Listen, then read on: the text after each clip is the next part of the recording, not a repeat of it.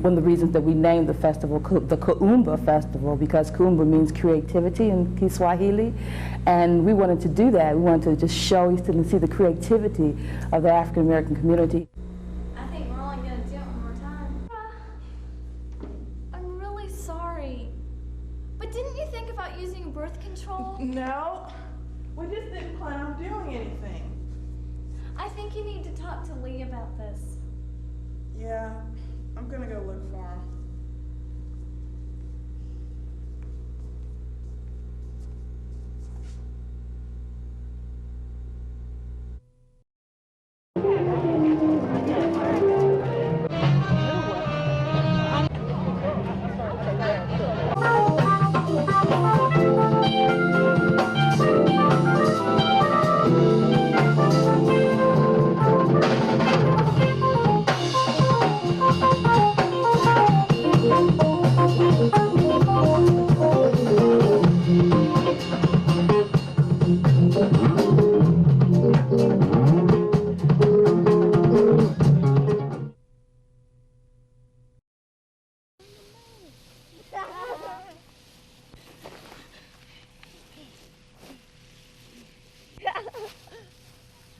You ain't like me.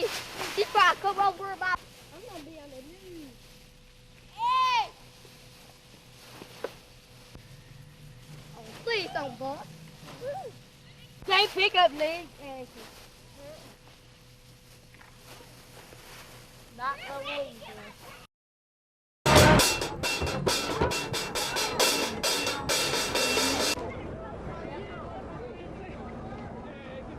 Good to see you.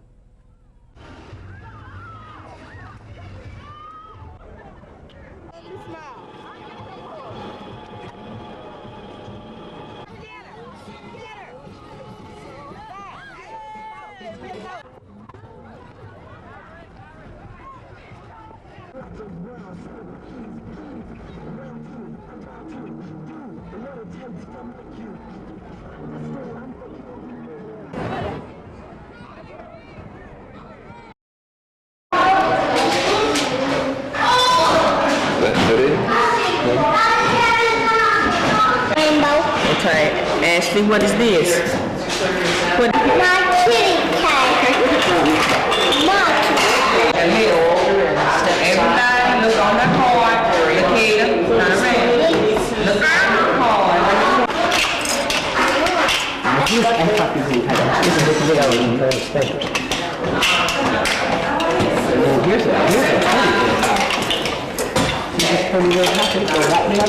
Good. Chucky. But once you've committed to that time, you also need... These volunteers are learning all about what it takes to be a friend to a pregnant teen. They're moms, grandmothers, even fathers, some with experiences with teenage pregnancy, who've made a commitment they say more people should make. I just care so much about young people, and I just know that there's value and importance in each life, and I just want to do whatever I can to help them realize the value of their life. And more than experience, love, because now I know how it feels, and I know, how to love somebody that's in that condition. This is our dining area. We want to stress family, so we want them to eat together at least one meal a day. Sarah White says Hope Palace is designed to keep its tenants as comfortable as possible while giving them the freedom they need. Husband Reggie credits Sarah for the whole idea. And that we will be helping young ladies who have been rejected because of their pregnancy, and also have an opportunity to be involved with the kids and to give them another option instead of having an abortion. Hope Palace will be staffed with house parents, counselors, psychologists, and a nurse. The mothers here will also learn living skills and get counseling once they leave if they need it. When you read the stories of Jesus, you see what he was doing. He went and he helped those in need. He helped the poor, he helped those who were hurting, and that's what God has called us to do. Directors here at Hope Palace say they plan to start off with about 6 clients. They plan to open the doors here in about a month. Cassandra McGee, Action 10 News.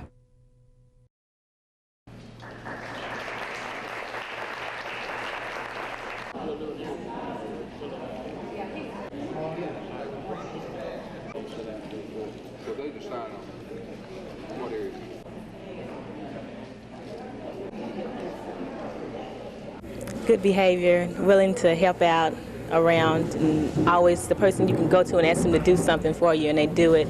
And majority are all-around person.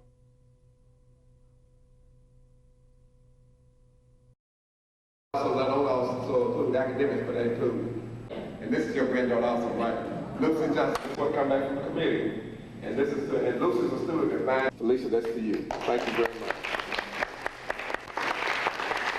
And the last one is the gentleman I'm very proud of, the president of Walter P. Keller. Let's give him a round of applause.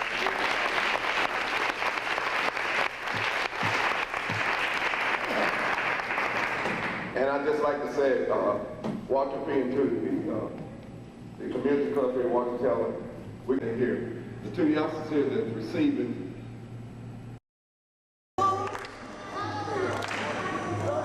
Who's telling my story? There you go. Come on now.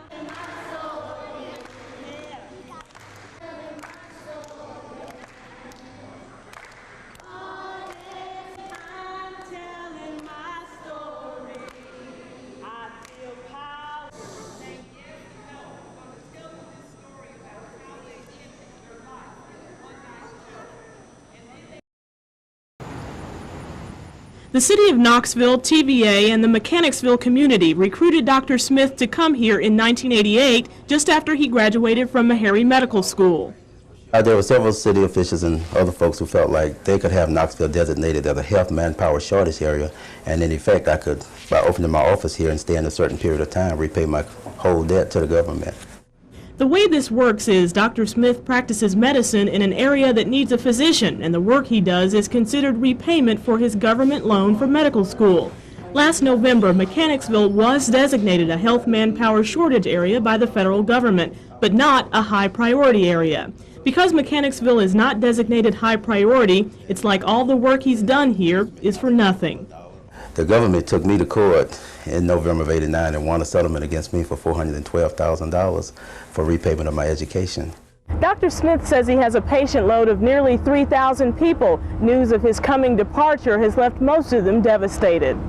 He's not only my doctor, he's my friend, you know, and anytime I get sick or need him, no matter what time of night or day, he's always there, you know, and when he's gone, I don't know what I'm going to do. City Community Relations Director Kelsey Finch said from an out-of-town location today that he and other organizations have been working on this for years, but he has no idea when the federal government will designate Mechanicsville a high-priority area.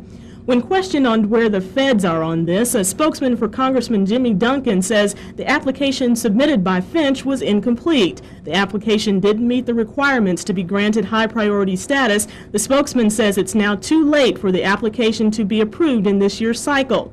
Finch was told by the federal government to work with health officials in Nashville to make the application more clear. At first I was angry. Truthfully, I was really angry, but I've kind of gotten over it. And like I said, in the end, I have to blame myself. Dr. Smith says he still has to complete 3 years of work for the government. It's possible he'll stay in Tennessee, but the federal government has the final decision on where he'll work next. Cassandra McGee, Action 10 News.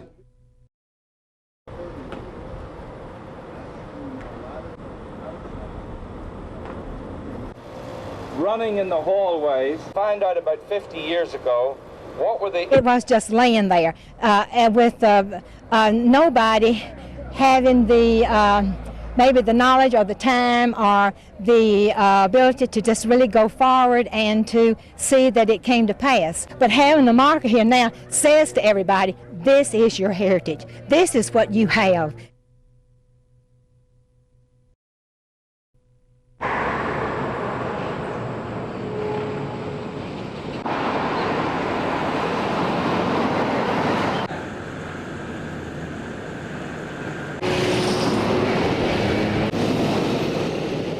I think it would help a whole lot because it would give some of the people that live over here that are not dealing with stuff like that the opportunity and the incentive to want to go ahead and clean up their neighborhood and be proud of their neighborhood. People told us over and over again that they wanted a safer, cleaner, better looking neighborhood. So our task now is to try to provide the infrastructure so that we can attract some private dollars in to do that.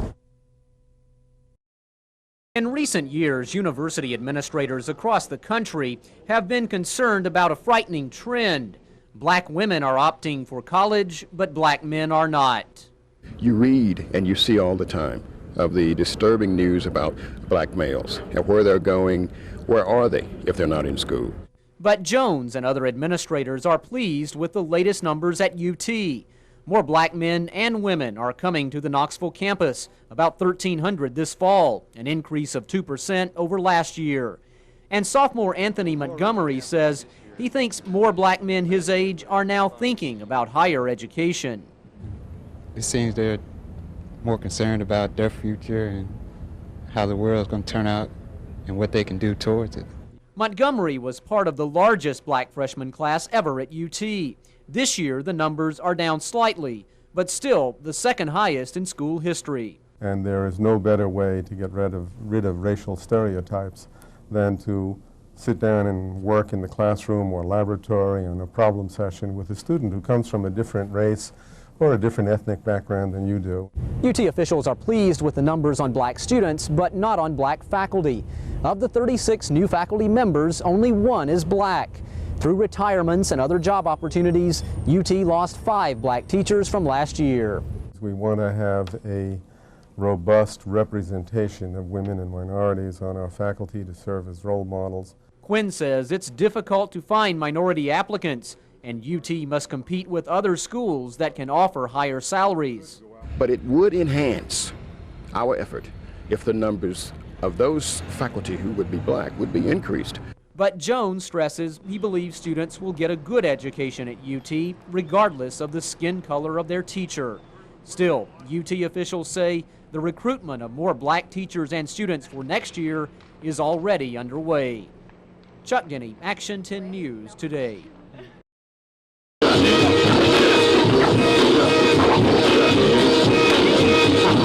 Meet the Recycle Rappers. These kids from college homes range in age from 12 to 15, and they want those who live near them to get this message. Recycle, recycle, girls and guys. If you don't recycle, then do it for God. Because He is the one who gave us life. So just pick up kids and try to be nice. Public housing has never been targeted for curbside recycling, so Project 2000 Incorporated decided to initiate it in college homes.